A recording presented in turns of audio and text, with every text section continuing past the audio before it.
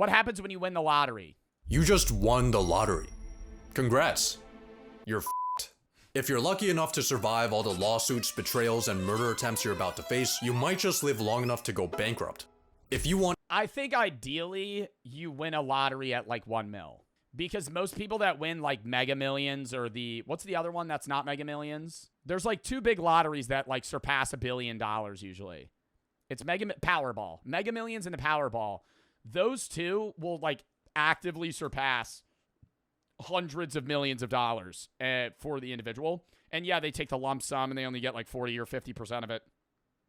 But even then, most people that get that amount of money, I think it ruins their lives because most people that win don't have a lot of money. And then when they get it, they blow it all and then go broke.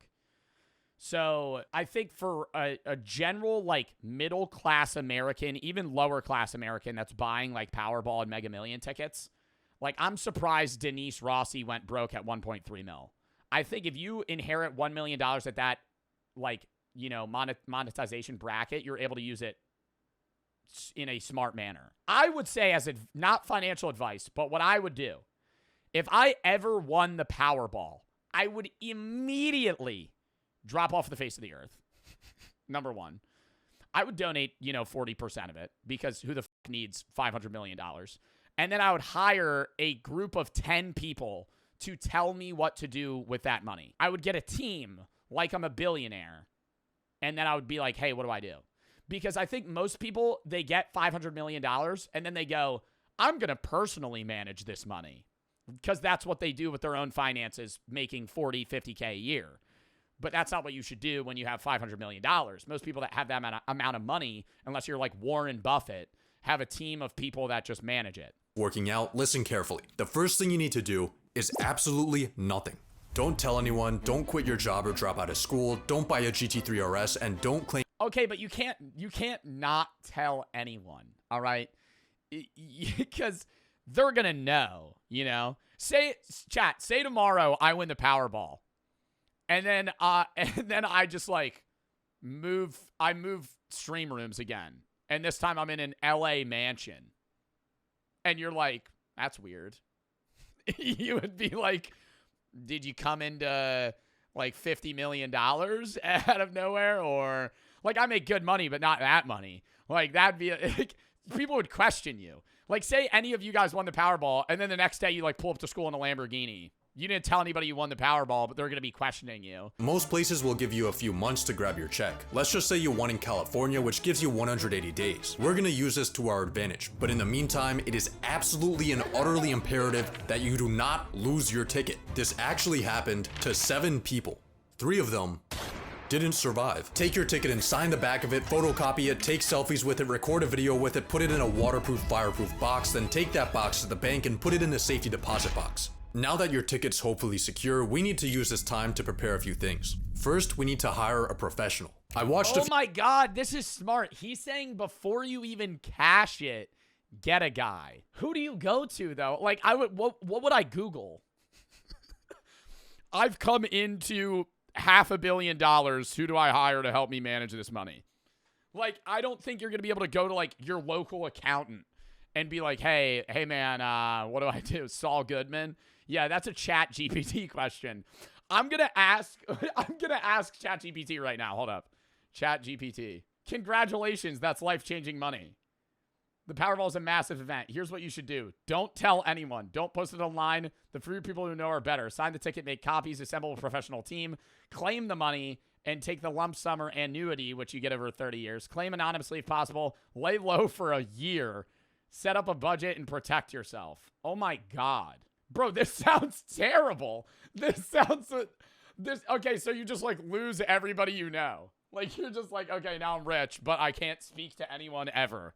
A few lottery news segments and found you this guy, Jason Kurland. He's a self-described lottery lawyer that charges $200K up front and a $50K monthly fee. That might sound like a lot, but for legal protection, money management, and tax shielding, this is actually a steal. Plus, you won the $200 million Powerball, so $200K is only 1,000th of your winnings. Now that you have Jason on your team, he's gonna prepare your banking and investment accounts. And of course, but he needs to clip his nails. He won't withdraw any money without your written consent.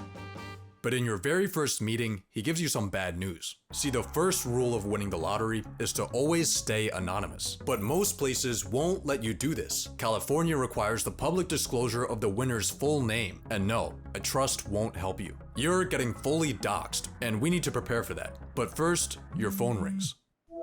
It's your boss telling I feel like you would have to move states. You would have to move states.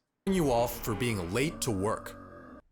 Resist the urge to show up to the office with an AR-15 and instead put in a 2-week notice. Leaving on bad terms would just give your coworkers an excuse to sue you. Now back to concealing your identity. Delete your social media, get a new phone number, make a new email, and change your primary address to a PO box. This should help prevent strangers. Bro, you really think randos would fuck with you that much if you won the Powerball? No.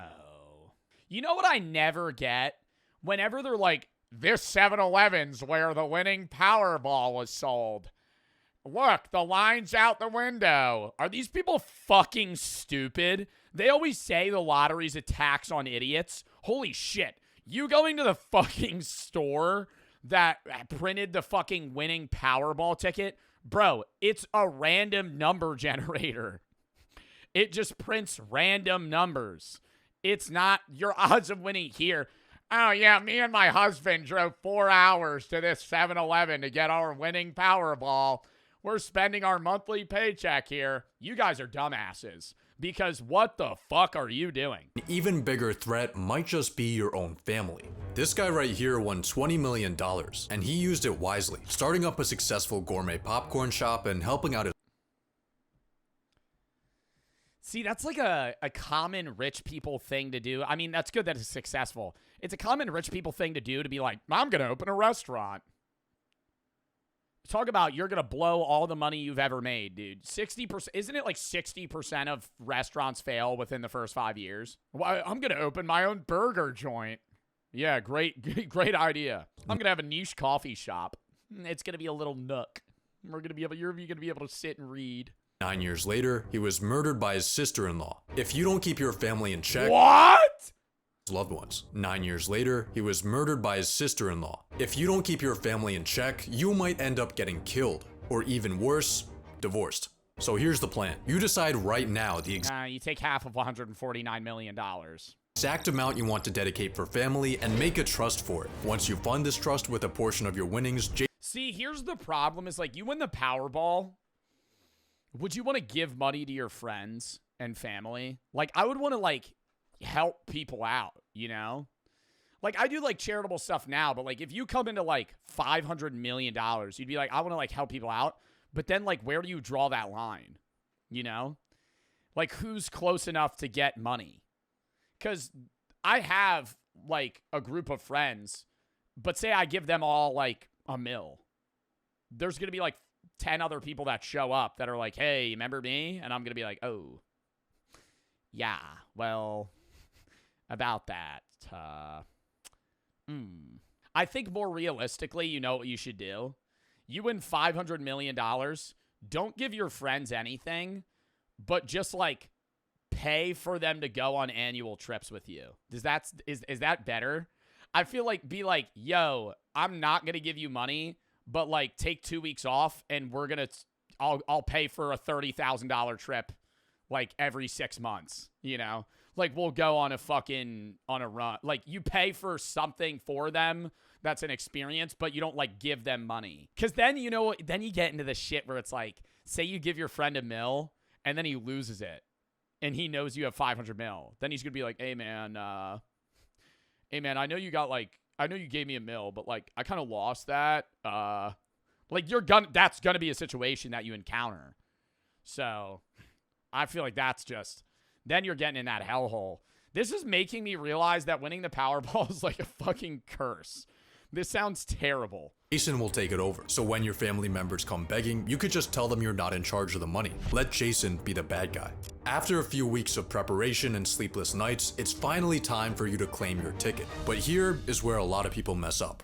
The lottery press conference is where you'll be presented with the world's largest stimulus check in front of a horde of reporters who are snapping and publishing nice clean photos of your face right next to the reward for killing you.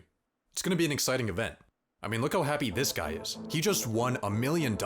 He doesn't know it yet, but 1 month after taking this photo, he's gonna mysteriously die of cyanide poisoning. No suspect was ever found. In unrelated news, these two women inherited all of his winnings. In completely unrelated news, Yeah, I feel like that's a little. I feel like if you get killed, it's your family. Surely, if you get killed, it's your family. Because if like some rando kills you, they're not inheriting your money or your friends. Like if they're not in your will, it would be like your direct descendants. this woman prepared the last meal he ate before he died. Anyway, what I'm trying to say is that the press conference might not be optimal for you. Luckily, there are some genius tactics you can use to reduce its potential. $2 billion? Oh my God. What? Renting a car will stop people from tracking your license plate. Wearing a disguise will lower your profile as long as it's not ridiculous enough to go viral. But the smartest way to handle your press conference is by not going. You're not required to show up for your media appearance. The massive check with your name on it will still get put on the news, you just won't. Dude, Edwin Castro's a fucking genius. Edwin Castro's a fucking goat. Very common name, I feel, too. I'm doing that then? Yeah, you just not pulling up. Instead, you'll go to the lottery office without any cameras and quietly grab your normal size check. But as you hold the piece of paper that's about to change your life, the first thing you'll notice is that the amount is a lot lower than you expected. See there? Yeah, because you get a lump sum. Annuities they always say annuity is not what you should do. Annuity is a safer bet to where you won't blow all your money, because annuity is basically like, hey, you're going to get the full amount, but you're going to get it over 30 years in increments. But if you take a lump sum, you're going to get taxed the shit out of it, and you're going to get a cut.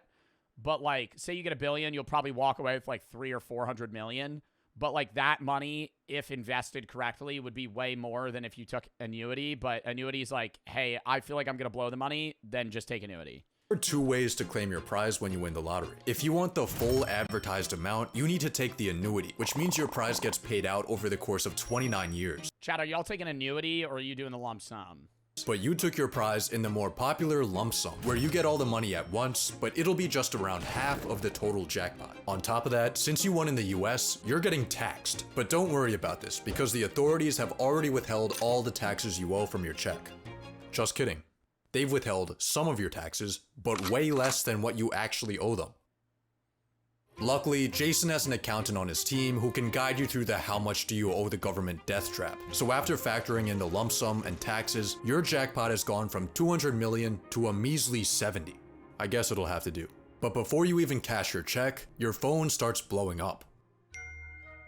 All of the friends and family that have your phone number are asking if you're the mysterious winner. Remember, the public only has your name, but not your face. You can tell some people you really trust, but be careful. Maybe even use an NDA. Now, it's finally time to make your deposit. After your check settles, you'll see more money in your bank account than you even thought was possible. Hopefully, you're using a larger bank and not a credit union where your checking account would probably be worth more than all of their assets combined. But even with a massive institution holding your money, you still have a problem. Only 250,000 of your dollars are insured. But how risky actually is? And put it all in Dogecoin. Put it all in Dogecoin.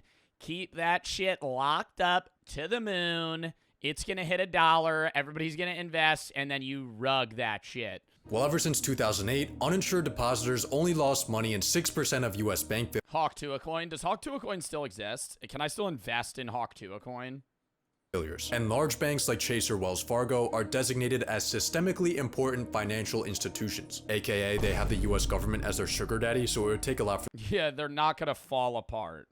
Why Wells Fargo and JP Morgan, though? Well, ever since 2008, uninsured depositors only lost money in 6% of US bank failures, and large banks like Chase or Wells Fargo are designated as systemically important financial institutions, aka— Yeah, but that's a problem with banks too, is they'll loan out so much money and fuck themselves to where if they ever get screwed, the government has to bail them out, or the US citizens are just fucked. Like, they're too big to fail. They have the US government as their sugar daddy, so it would take a lot for them to go under. Chances are you'll be fine, but still, you should move this money somewhere else. It's time to hit up Jason to fund your trusts and investments. Let's give him $40 million to manage for you, and with a conservative 6% return, this will be making you $200K a month. You could put $10 million into your family trust, and now you have $20 million in pure spending power. So let's get down to business. First, you need a new house. I say go with this $10 million LA mansion. It's got a master bedroom where you'll wake up to— I'm not moving to LA. Oh, I'm not moving to LA. Fuck LA. Fuck LA. Fuck that shit. If I'm moving to Cali, I'm moving to San Diego, bitch. That's where I'm going. San Diego. Yeah. Not going to fucking LA. No. That shit's ass. Traffic. Annoying ass fucking people. Oh my god. the beautiful ocean views, a 500-bottle wine cellar, an infinity pool, and a movie theater. Way better weather too. Oh yeah, it's not hot as shit. You're on the water. Well, I mean, you're on the water in LA too, but it's like, ugh. But one thing's missing. That's better. Any toy you ever wanted is now yours. Your dream watch, your dream fit, your dream grocery haul. Being a lottery winner is awesome. You're also starting to realize why rich people live longer than poor people. Not only can you now afford any medical procedures you want, but you even have a private doctor. You pay them $20K a year to be on call for whatever you need. You also get a— Bro, I really want to start getting that. I saw Joe Rogan talk about this one time, and I don't know if it was him or the guy he had on that said they did it. I want to get to the point where I could just pay somebody to do a body scan every year. Do my prostate, fucking give me a MRI, a brain scan, do my blood work, fucking just run everything. Just check me out. See what's going on, you know? I feel like now you get so many— I got to go to a dermatologist, then I got to go to a fucking blood guy, or not a blood guy. I got to go get my blood work. Then I got to go to my GP. Then you got to go to your dentist. I'm like, I just want to go to one dude, one group of people, do one thing in one day, just a medical day. I walk out of the doctor's office. My ass is loose. I'm like, lethargic. They ran every test on me they could. I got a colonoscopy, a prostate exam, blood work, MRIs. I'm glowing green. I walk celebrity out. Fitness trainer for $300 a session, and of course a private chef to keep your diet perfect. But even more important, $80K a year for a private chef. Holy fuck. I've seen like private chef videos on like how their job is day to day. I'll watch YouTube videos on that. And bro, they'll like live in the house with the person. I'd be like, I don't want to be friends with you. Be like, go cook somewhere else and then bring it to me. That's what I would want. Like, yo, and this isn't even like lottery winners. You know how like rich people will have like maids that live in house in like a guest home still on property? When I was in middle school, I knew a guy. Here we go. I knew a guy very rich, right? His dad owned like a bunch of businesses. They had a maid and a nanny. And the nanny would take us everywhere. I was at his house, and we're watching TV, and the maid is in the other room vacuuming. And I'm like, this random lady is in your house. And it's not like she comes here once a week. She lives here. No, I don't want that. Why would I ever? Would you guys want that? Like, she lives there. Like, lives in, like, not in a home. It's like a side home. No, I would not want that. not having to worry about bills, work, or housing, and having the free I would get like once a week they come in when you're not there. time to hang out with friends or take a midday nap has vastly improved your overall well-being. Chef, I'm doing that immediately. Yo, on God. I love cooking, but I hate meal prepping. I love cooking when I'm like, oh, I'm going to make myself a nice meal. When I have to like meal prep and it's like 1 a.m. and I'm like fucking sauteing asparagus, I'm like, dude. But then you get a call from Jason that changes everything. See, he helped you buy your house using a trust to keep you anonymous, but internet detectives have somehow managed to trace the ownership back to you.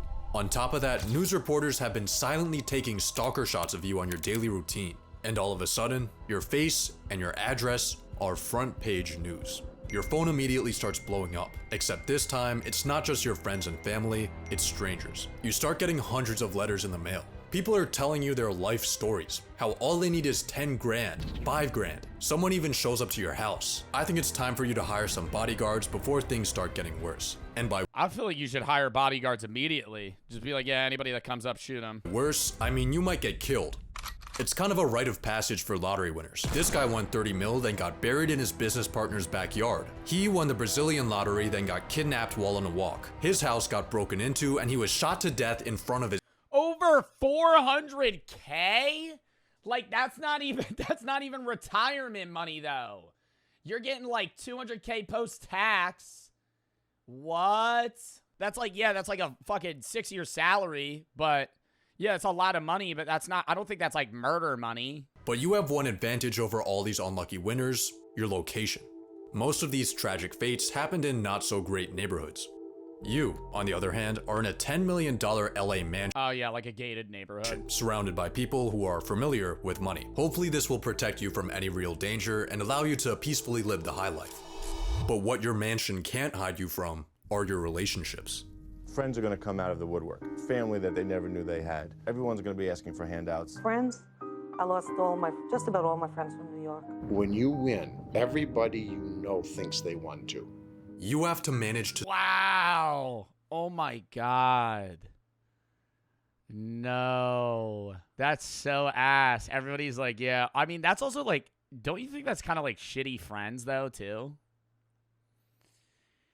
Like, if your friend wins the lot, I mean, like, maybe you'd be, like, expecting, like, hey, they'll take us on a vacation. But if you're, like, if my friend, I mean, I'm also in a good financial situation, but, like, say your friend wins money. I'm not like, oh, I expect them to give me some. At most, I'd be like, yo, they're going to take us on a vacation. Like, you'll pay for my trip. Say no to these people. It's gonna make you feel guilty, but the truth is, if you gave everyone money that asked for it, you wouldn't have anything left. Oh my God, literally experienced that firsthand with Mr. Beast. I told that. When I was at the event like 3 years ago, there was this woman that pushed her kid who was, I'm disabled, but it was like, she pushed her like disabled daughter in front of her and made her kid ask Mr. Beast for money. And it was like, whoa. And it wasn't just her. It was like there was a few parents that pushed their kids in front of them and made them ask Mr. Beast for money. And then there was also just like teenagers. Most of the people were joking, but like most of the kids, it would have been like, 16-year-old chatters that were like, Mr. Beast, could I hold $1,000? Hey Jimmy, can I get a rack? Like some casual shit. But there was like actually people that were like pulling up that were like, hey, can I get money? And he was like, no. In the nicest. And I was sitting there just like, bro, secondhand awkward. Your mansion's upkeep costs you $50K a month. Maintenance for your car is an average yearly salary. Your private chef, your trainer, your doctor, your bodyguards, Erewhon, Equinox, rich person parties, woman. Across everything, your monthly expenses are clearing 6 figures. Is that baby oil? But even worse than the broke people begging you for money are the rich people begging you for money. They call themselves financial advisors. They try to hypnotize you with confusing financial linguistics until you've signed away 1% of your portfolio for the privilege of underperforming the market. Don't listen to them. Certainly don't listen to people pitching you their genius business ideas. All of these opportunists are starting to make you feel like a walking ATM. When you win the lottery, people won't respect you like they do other rich people because you didn't really earn your money. You just experienced a statistical glitch. This is where you begin to have a bit of an identity crisis. All you are and all you're known as is the guy that got lucky. When you meet new people, it's often people will say, well, what do you do? Especially in my circle of people, most people were, oh, what do you do? I won the lottery. And nobody has respect for you. Oh. Nobody cares. It's not like, because you're not self-made. I mean, it's true. Like, if you win the lottery, you didn't earn it. Like, you got lucky. But I don't think there's like anything that's sad about that. working or trying to put themselves through college. And I think then you should just do, like, if you win like $10 million, that's different from like if you win like 500 million. If you're winning like an absurd amount of money, you should just use some of that to do something that's like a passion, you know? You care about animals, open a fucking shelter. Have a good animal shelter, right? Invest it, donate to charity, start your own charity, start your own fund, you know? And, oh, I just won the lottery and I just sit around. That's not something that I wanted to say. One day as you're contemplating the meaning of life, a mysterious man walks up to you, and he's here to inform you that you're being sued. A random guy you've never seen in your life is claiming that he bought your ticket and he's coming for all of your winnings. He's gonna pay full. I'm the winner. God took me to that gas station. I just wanted to ask, man, is there any truth to these claims about the stolen ticket? Luckily, you're gonna be fine because you have legal protection from our boy Jason. Legal protection. You got a guy making a minimum wage suing you, and you have $500 million. You could just pay for a fucking better lawyer. And they have no grounds to sue. Jason? A New York attorney known as the lottery lawyer is now charged with extorting lottery winners in a $107 million scheme. Jason helped a lot. He was the first guy I called. We're gonna have a lot of fun with this. Jason Kurland, along with 3 others, now facing charges ranging from Oh my God, the guy you're supposed to go to. fraud and money laundering. Well, in hindsight, giving this guy access to our finances was a pretty stupid decision and totally stole around $10 million from you. He's obviously going to prison, but that's money you're not getting back. But hey. Yeah, that's why when Jack was talking about the thing where it's like, oh, they're going to take 1% of your portfolio, I feel like that's pretty common in investment, like hedge fund guys. I don't think that's a non-avoidable thing. Because, like, unless you're literally managing the money yourself, you have to give somebody a percentage to manage that money. At least you have a mansion to or a monthly fee if they're a financial advisor. Brian. Or hourly. 30,000 people have been ordered to evacuate their... Hey, Joe, could I be your financial advisor? I'm a student at Oxford for economics with a marketing minor. No. Homes because of a wildfire tearing through wealthy suburbs of Los Angeles. Among the thousands of people in Southern California who have lost homes in the wildfires is the winner of the biggest lottery jackpot in history. Just when you think things can't get any worse, you suffer the same fate as $2 billion Powerball winner Edwin Castro, and for some reason a large... Wait, what? Oh, I thought he fucking got out of it. $2 billion Powerball winner Edwin Castro, and for some reason a large amount of lottery winners, your multi-million-dollar house burns to the ground. It seems like your luck has run out. You're getting sued, you've been robbed of millions, and your home is gone. Your misfortune is of course front page news. Everyone loves a good downfall. And you've become just another lottery failure. Or have you? Some sources claim— Bro, I feel like you should just donate like 80% of it and then you get people off your back. Or do you think that would be worse? Like, I think you should donate some of it regardless, but if people fuck with you after you donate 80% of the winnings, those people are just losers. Like, that's just asshole shit. Claim that 70% of lottery winners— I think it might make it worse. 70% of lottery winners go bankrupt. Others say— Me, when I hit a scratch off for $500 and then lost it like 3 weeks later. That it's 1 in 3. That happened, chat. I won a $500 lottery ticket. It was crazy. I remember being hype about it. You gave me a whole wad of cash at a Wawa, and then I lost it at a casino. Which is it? The correct answer is neither. Both of those statistics have been completely debunked. Winning the lottery tends to get painted as a curse, but in reality— I was like, yeah, let's go to Atlantic City at $500. Reality, it turns out that stumbling— Lost 10 hands of blackjack. Dud. Into millions of dollars is actually pretty great. Real studies have shown that lottery winners are healthier and live longer. They have a lower chance of being overweight. They have higher long-term life satisfaction. They don't get socially isolated, instead they spend more time with friends. One study found that in a 5-year time span, only 5.5% of observed lottery winners went bankrupt, and these were even based on smaller wins. You're actually at a higher risk of bankruptcy if your neighbor wins the lottery. Most lottery winners— Why? What? The dollar magnitude of a lottery win of one of your neighbors increases subsequent borrowing and bankruptcies amongst other neighbors. Your neighbor wins the lottery. Most lottery winners— Oh, because you're more likely to be like, I need to win. Winners don't get assassinated. I don't think it's property value. Your property value would go up. Most lottery winners don't go broke. Most lottery winners get freedom, health, and happiness. So when you win the lottery, here are the final steps you need to take. Fire Jason Kurland. Cash that home insurance check, win your lawsuit, move somewhere far away, and relax. Because— Move to fucking Iceland, bro. That's a fucking telltale, dude. You fucking move somewhere not in the United States. Yeah, Switzerland. Bunch of rich people live in Switzerland. Go to Switzerland, live in the mountains. They're gonna have to hike up 10 hours to fucking see you. Lucky for you, you have a fucking helicopter that you could just go up there. What's with you in Iceland? It's like World of T-shirts when he said it's like World of T-shirts when he's like I need to move back to Italy. It's like me in Iceland. I've been there one time for 6 days. Think they are. It was awesome though. Life-changing experience. That was a good video. I don't know why the video was so nerve-wracking. Thought this could happen to me, as if I'm going to win a lottery ticket myself. Yeah, you're watching this stressed out, like, fuck, man, this is what I'm going to have to do. Taking notes. You're like, oh, shit. Okay, so the first thing I need to do, I need to hire a lawyer. Then I need to, I can't tell anybody.